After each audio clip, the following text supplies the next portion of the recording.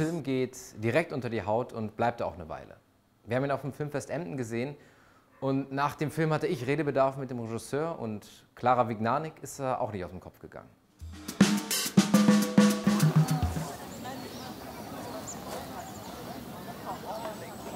Du wirst das nie verstehen. Hör mir gut zu. Okay? Der Film Utøya, 22. Juli, zeigt ohne einen einzigen Schnitt das Massaker in einem Jugendcamp auf der norwegischen Insel Utøya 2011. Damals, bei den Anschlägen, hatte ich Angst. Ich konnte nicht glauben, dass ein einzelner Mensch so etwas tun kann. Und ich muss zugeben, ich hatte auch Angst vor diesem Film, weil ich befürchtete, dass er gut sein würde. Realistisch, nah und hart in seinen Bildern. Und ich hatte recht. Alle Leute sind völlig geschockt und du kreischst hier rum und machst Party? Ach du Arme. War dir das peinlich? Nein, aber... Emilia, wie sieht das denn aus? Sowas macht man einfach nicht. Es ist mir wirklich scheißegal. Okay. Sorry, dass ich Spaß hatte. Ich dachte, deswegen sind wir Entschuldige, hier. hast du nicht mitgekriegt, was passiert ist? Ich war nur schwimmen.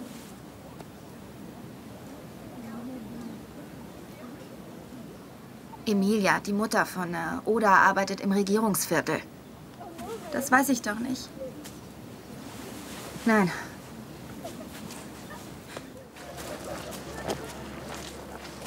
Ab der ersten Minute ist die Gänsehaut da, aber nicht die gute Art. Mit klopfendem Herzen fürchtet man sich vor dem ersten Schuss, der Explosion, was die jungen Menschen noch für Feuerwerk halten. Man fühlt die Angst der Jugendlichen, die Verzweiflung, man ist bei ihnen die ganze Zeit. Es gibt keine Helden, kein Entkommen, kein Popcornkino. Der Film basiert auf Erfahrungsberichten von Überlebenden, Geschichte und Personen sind aber frei erfunden. Dies mindert nicht die Glaubwürdigkeit. Das Mädchen Kaja, welches wir über die 90 Minuten verfolgen, wird zu einer realen Person. Ja, Mama, das verstehe ich, aber wir sind hier auf einer Insel. Das ist der sicherste Ort der Welt. Entspann dich. Kein Grund, dir Sorgen zu machen.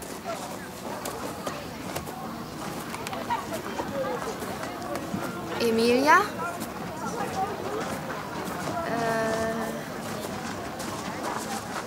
Nein, die sehe ich jetzt gerade nicht. Aber jetzt die Frage, muss so ein Film sein? Muss man den Schrecken, das Leid, den Schmerz so inszenieren, wieder aufwühlen? Ich sage ja und nein. Es gibt andere Wege des Gedenkens, der Erinnerung. Aber dieser Film zeigt das Passierte so authentisch, dass er noch lange im Kopf bleibt. Hartnäckig und ohne Gnade. Kein typisches Kinoerlebnis, aber ein guter Film. Erik, thank you so much for stopping by. Thanks for your time. A very intense movie, a very interesting movie, highly debatable, I think. What was your intention into making this film? Well, most of all, I had a reaction on behalf of the victims and the survivors. I felt that their story, our idea about what happened out there on that island was sort of slowly fading more and more away. We didn't, when I said 22nd of July to someone, they were thinking at the moment, the first thing that popped up was, okay, all the discussions about how to rebuild downtown Oslo after the bomb, where to place a memorial site, which is high discussions going on. Okay. Or all these processes by going through how the police were acting, why they used as much as 72 minutes to get out there and whatever. So, and then when I felt it was strange that this just happened, I contacted the survivors and I contacted the parents and asked how they felt. And they sort of really supported, they just expressed the same thing. And when I at that time said, okay, it seems like an idea to raise the collective memory in a way. I don't know if I'm able to do that, but at least I can start to try to look into it. that also showed their support immediately. They all felt that it was important to tell the story, if it was truthful and sort of honest told. And so I started a process looking into how it would be possible to translate what happened into a movie, into cinemas, without making a speculative movie and sort of an entertaining movie, but with as much dignity and respect as possible to what happened and to the victims. I think it's very interesting that you said that the memory of the 22nd of July is fading away in Norway society.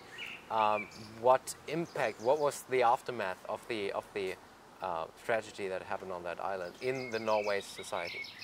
Well, you know, it's just like in the days and the weeks after the attack. I think we had some sort of a common feeling, a sense. I think everyone in Norway, almost from whatever political orientation, from the left to the right, I think we all felt that this was such a wake-up call that we need to go in and figure out what can we do to prevent it from happening again, if possible.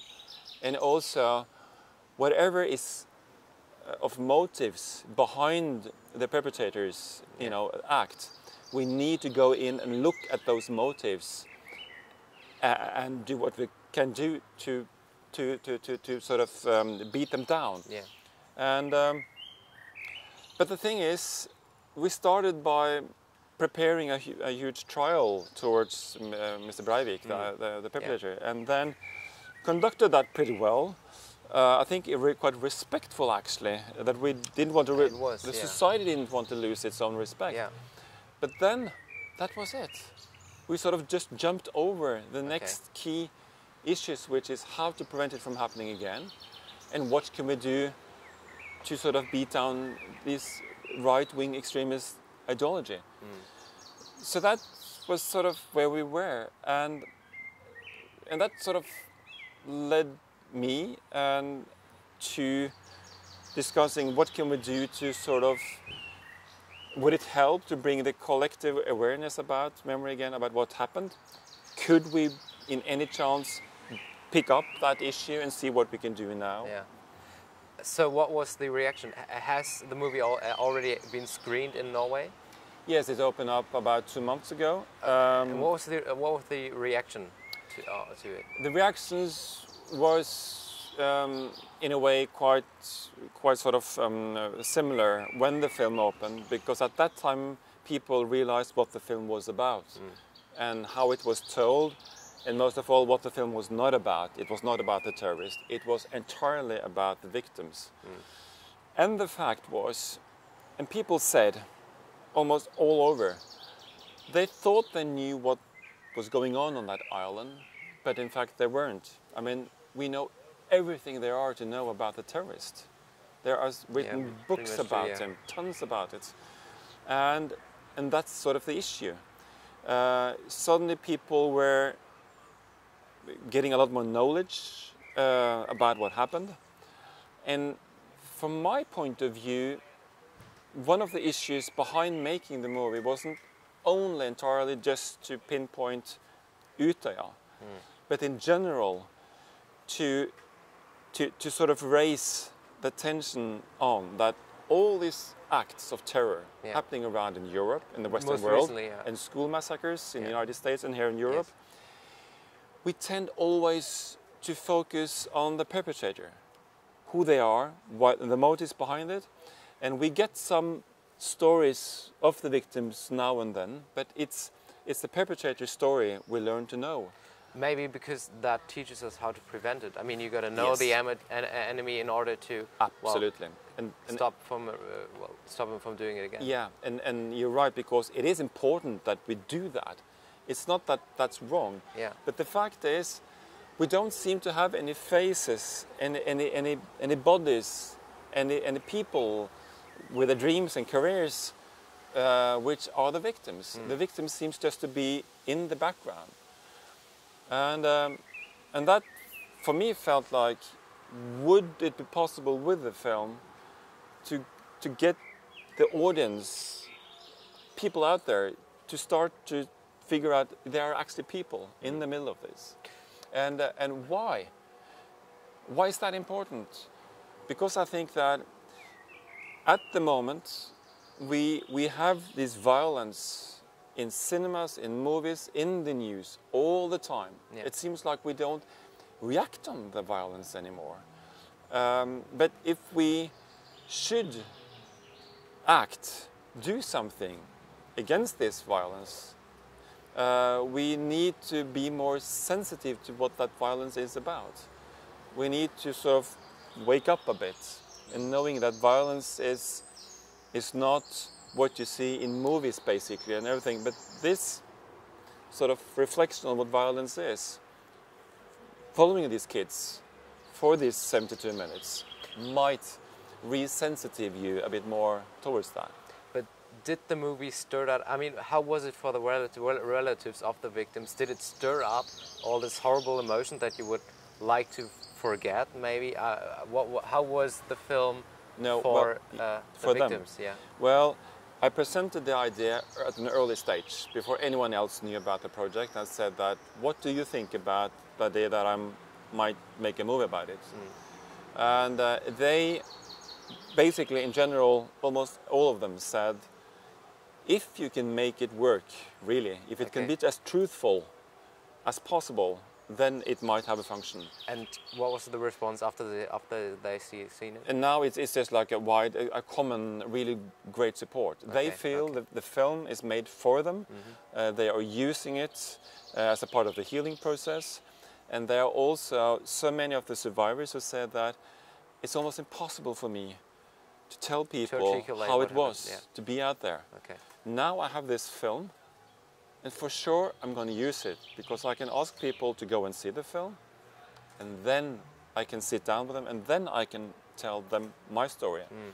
Right now there are no discussions at all about whether the film was too early or it shouldn't be made. It's a common thought in Norway that the film was made at the right time. And also that the process or sort of the function the film now has, since we still hasn't got a memorial site or anything else, the commentators in the major newspapers and the broadcasters has sort of named the film now and said that we're still discussing this memorial site. Maybe we should stop that discussion because now we got this film. Maybe this film is actually fulfilling our need to just gather around. It doesn't have to be a physical thing. Suddenly we can just say it's a film. We can sit together, see the film, and get to know the feelings and get to know the discussions and sort of around the memory about what happened. Okay, that's the response of the Norwegian people. How do you think, well, what could be the takeaway for the people in Germany, for the people in other European countries, maybe even abroad? What do you think can be their, well, profit from the movie? Yeah, by screening it around, I did one mistake by screening it in Berlin without taking into consideration that there were a lot of people who knew a bit about the story, but not too much. So some people say that the dimension behind the terrorist attack, why and such and so, sort of just wasn't there. We were just in the attack. So the one I'm now releasing has some more information, put it more into perspective. So that's a change I did. But still, I've had in my mind all the time that this is a story about what happened in Utøya 7 years ago. But in a way, it's also a story about a lot of the other attacks, about the school massacres, because it's a story about the victims in the middle. And there is so much common issues in those stories that it is universal. Yeah, that is a universal story. And when like the journalists and reporters from the United States watched the film in Berlin, they were standing up in a press conference or whatever and say, listen, this film should be screened on every theater in the United States. it would change the laws of weapon use or whatever in the United States at the moment, because you get so angry by seeing this film. Not angry towards the film, but by the content. And I hope that if you can raise discussions, if you can go into the different aspects of what the film is showing, I hope it really has. That's more than a reason to watch the film, not only in Scandinavia. The film definitely should be watched. It's a very interesting film, and as you said, you can talk a lot about it, and I think that's pretty much part of the intention. So thank you very much for the film. Thank you very much for the interview. Thank you. Thank you.